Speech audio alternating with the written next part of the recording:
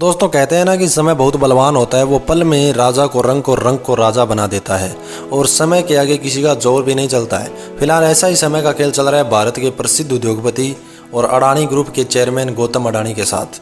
Research firm Hindenburg की एक report ने अडानी के पूरे बिजनेस की वाट लगा दी है। इस रिपोर्ट के जारी होने के बाद अडानी ग्रुप के सभी शेयर गिरते ही जा रहे हैं और अब तक अडानी ग्रुप को 48 अरब डॉलर का नुकसान हो चुका है। तो बताते हैं आपको शुरुआत से क्या है मामला। चैनल पे लगातार बने रहिए और अगर चैनल पे नए हैं तो सब्सक्राइब जरूर कर लीजिए।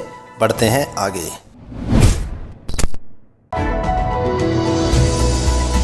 दोस्तों 2022 में गौतम अडानी का बिजनेस दिन प्रतिदिन अपनी प्रगति पर था और नए नए मुकाम हासिल कर रहा था और अडानी भी टॉप 10 अरबपतियों की लिस्ट में टॉप पर थे।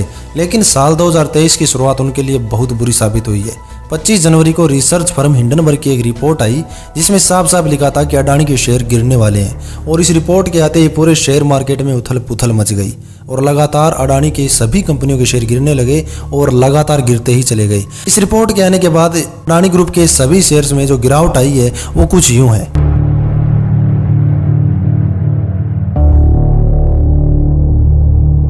दोस्तों अब ये मुद्दा पूरे देश में आग की तरह फैल गया है जिस पर सियासत भी जोरों पर है। विपक्ष लगातार केंद्र सरकार पर हमला कर रहा है और इसके पीछे वजह है दो सरकारी संपत्तियों का इनमें इन्वॉल्व होना। एक तो है स्टेट बैंक ऑफ इंडिया यानी कि SBI और दूसरी है LIC। इन दोनों ने असल में अडानी के शेयर में निवेश कर रखा था जहां SBI बैंक ने 23,000 करोड़ रुपए। दोस्तों हिंडनबर्ग की रिपोर्ट आने के बाद इन दोनों के शेयर्स में भारी गिरावट देखने को मिली है। LIC के शेयर तो 13% तक गिर चुके हैं।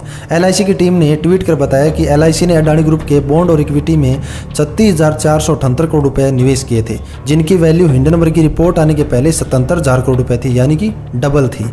वहीं दोस्तों SBI बैंक ने अडानी ग्रुप को 23,000 करोड़ रुपए का लोन दिया हुआ है। वहीं दोस्तों SBI के चेयरमैन ने तो यही कहा है कि डरने की कोई जरूरत नहीं है, हमारा पैसा सुरक्षित है। वहीं दोस्तों एक और बैंक पंजाब नेशनल बैंक ने भी जानकारी दी है कि 7,000 करोड़ रुपए का लोन उन्होंने भी दे रखा है अडानी ग्रुप को। दोस्तों इन्हीं सब बातों के चलते हुए देश में ये मुद्दा गर्म हो चुका है और चर्चा का विषय बना हुआ है। वहीं विपक्ष लगातार इस मुद्दे पे केंद्र सरकार को घेर रही है। उनका कहना है कि सरकारी संपत्ति को दांव पे लगाने की क्या जरूरत थी।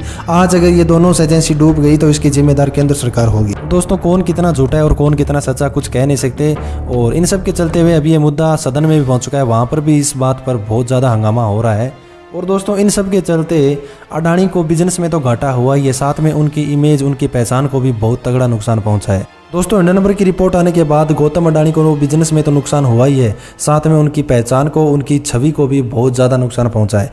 टॉप 10 अरबपतियों की लिस्ट से वो बाहर हो चुके हैं और उनकी जगह मुकेश अंबानी ने ले ली है। हिंडनबर्ग की रिपोर्ट के बाद अडानी ग्रुप को अब तक 48 अरब डॉलर का नुकसान हो चुका है।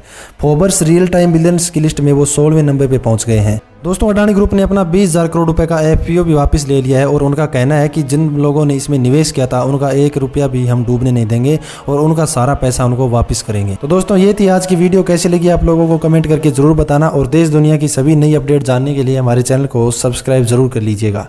धन्यवाद।